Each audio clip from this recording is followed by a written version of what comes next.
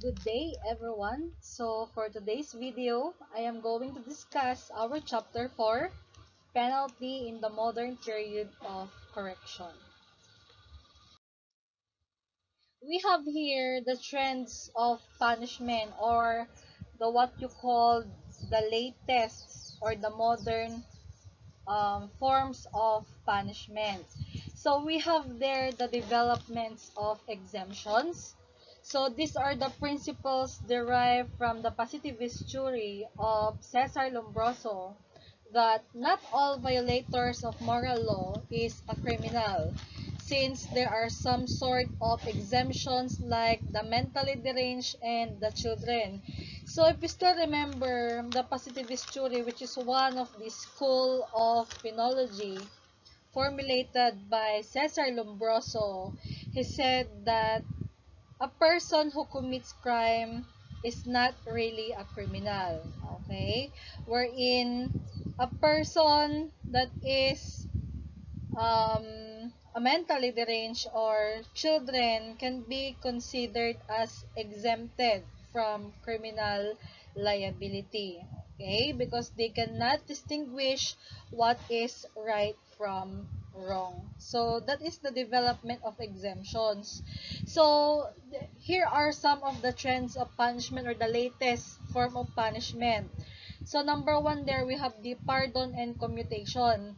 Actually, pardon and commutation are one of the forms of executive clemency, which is given by our chief executive or the president of the Philippines. Pardon and commutation are just example of changes from corporal punishment to rehabilitative approach. So remember, ang corporal punishment is one of the ancient form of punishment like yung pagwi-whip. Okay? So, from that form of punishment, meron na ngayon pardon and commutation as a one way of changes of punishment. Okay? Another is decline in the severity of punishment.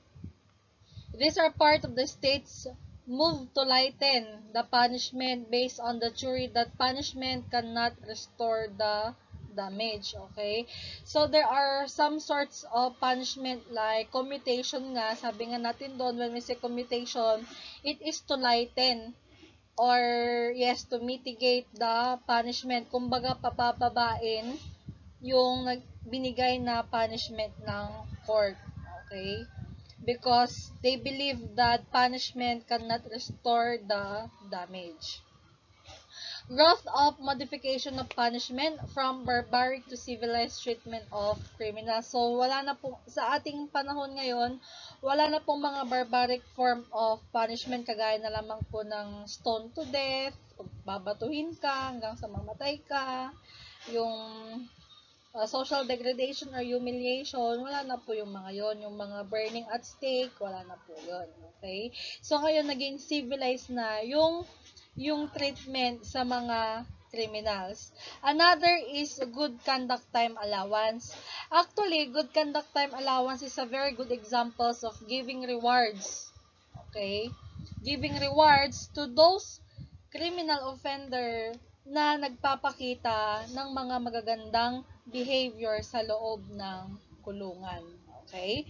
So, these are sets of examples of giving rewards to criminals who are interested to change and are practicing change within themselves. So, sabi ko nga, it can be extended to you if you show good behavior inside the jail or prison.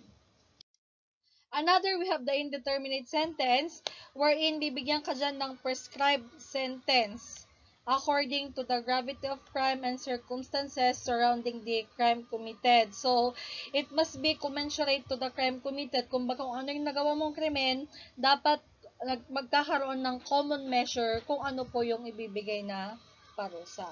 Okay? Next, suspended sentence. It is the result of some judicial and statutory prerogatives of the states. Okay, they could also suspend sentence nowadays. Okay, and also we have probation. Actually, this is the very famous form of punishment today, the probation, wherein there will be a disposition under which a defendant will be released from imprisonment. Basta po ang kanyang sentence ay hindi po tataas ng 6 na taon. Kumbaga, not more than 6 years. Actually, probation has a conditions given to the criminal. So, purposely to lighten the penalty and cause the ultimate reformation of the criminal. For probation, the convicted criminal can serve his sentence in the community. We have also conditional pardon or release, also an executive prerogative upon valid recommendation of the board for total reformation of the criminal. So, pardon is an executive clemency. So, when we say executive clemency, it is given by our President of the Philippines, wherein dapat meron pong recommendation ang Board of Pardon and Parole nang sa ganon mabigyan po yung tao ng pardon. But then, for conditional pardon, meron pong mga sets of conditions and terms na kailangan niyang sundin. Another, we have short sentences and fines. Fines is a set of payments to the damage done for the breach of the law. Okay? So, yun po yung mga trends or yung mga latest ngayon sa punishment natin. So, wala na po yung mga barbaric forms ng punishment. Okay? Aside from imprisonment. Yan na po yung mga bago. Next, let's move on to conditions of penalty. Okay?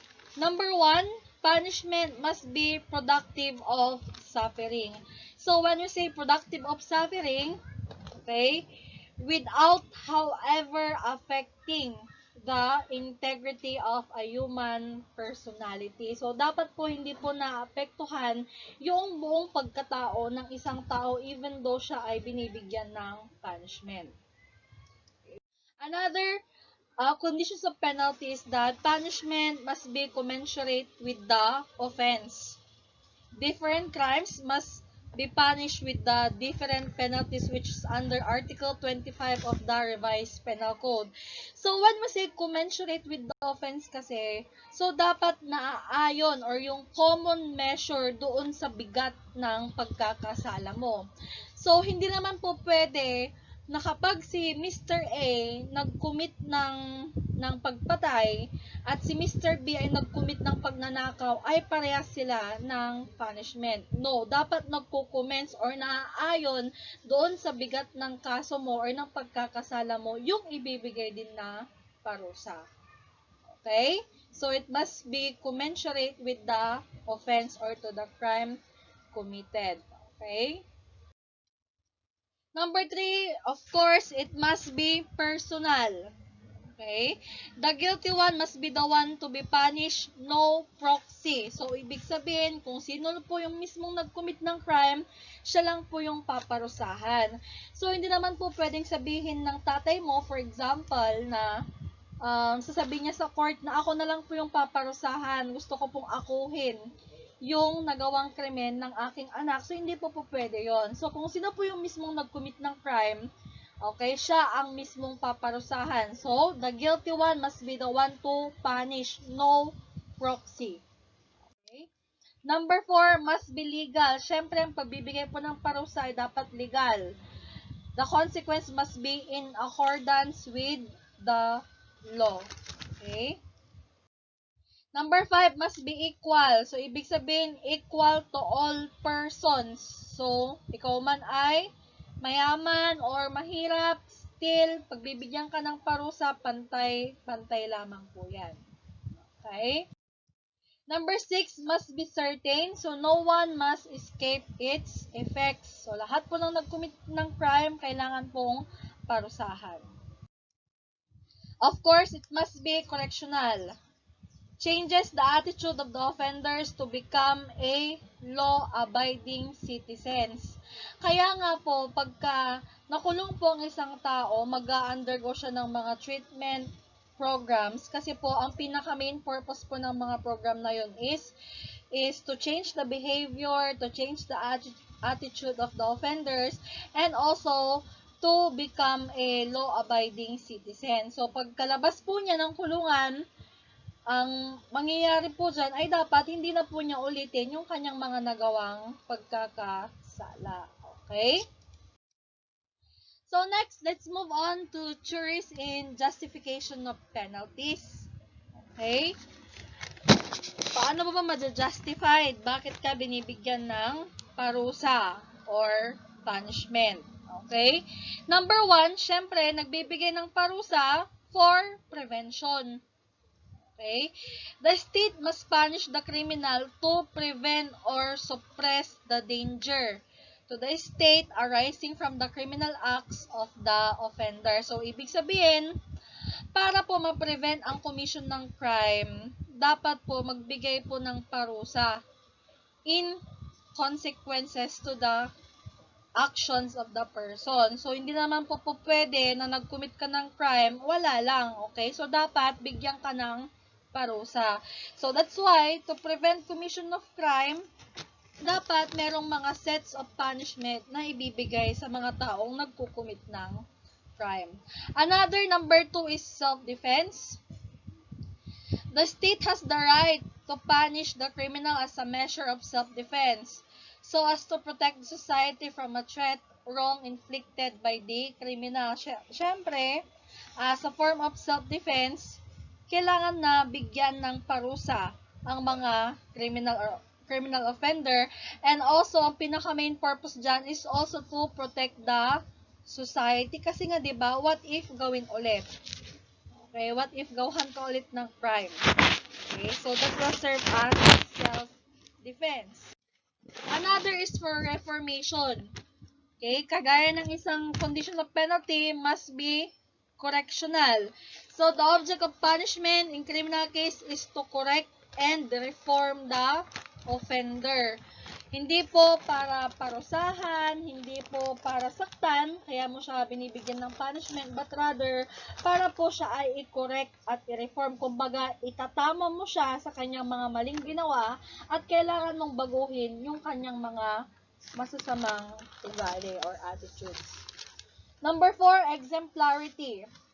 The criminal is punished to serve as an example, from the word itself, example, to deter from committing the crime. So, it means that kaya po binibigyan ng parusa ang isang taong nag-commit ng crime ay para po siya ay magsilbing example sa mga would-be criminal. Okay, doon sa mga posibleng mag-commit din ng crime. Siyempre, they will realize na, pag nag-commit pala ako ng crime, pwede palang mangyari sa akin yung ganun. Makukulong ako, hindi ko makakasama yung pamilya ko, wala akong freedom, and so on. So, it will serve as an example. Another justification of penalty is justice. Okay? Siyempre, we are giving punishment because that crime must be punished by state as an act of retributive justice, vindication of absolute right and moral law violated by the criminal. So, kumbaga, parang ito yung kapalit ng hustisya daw is to bigyan ng punishment.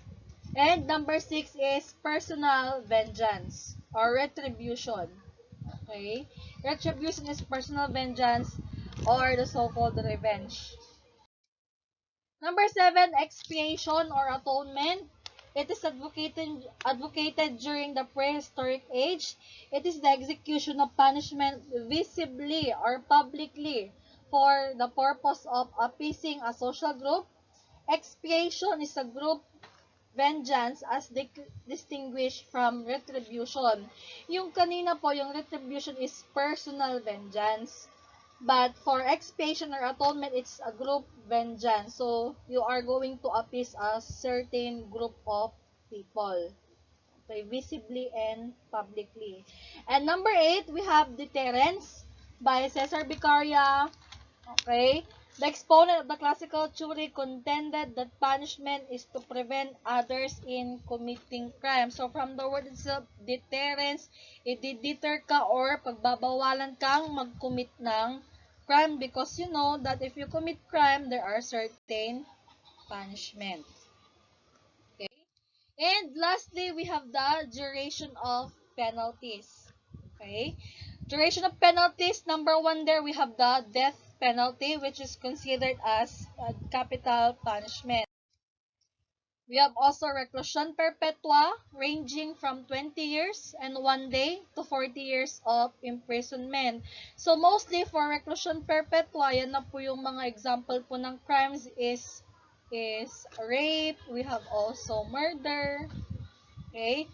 We have also Reclusion Temporal, ranges from 12 years and 1 day to 20 years of imprisonment. Prision Mayor, we have 6 years, 1 day to 12 years. Prision Correctional, 6 months and 1 day to 6 years. Arresto Mayor, 1 month and 1 day to 6 months. We have also Arresto Menor, 1 day to 30 days. Okay, and lastly, we have the ban to keep the peace, which is discretionary on the part of the court, kagaya na lang po ng mga fines or pagbibigay ng mga moral damages wherein sa pagbabayad. Okay. Okay. So, that is the end of our discussion for the chapter 4, the trends of punishment in the modern period. So, have a good day and please be updated for more videos.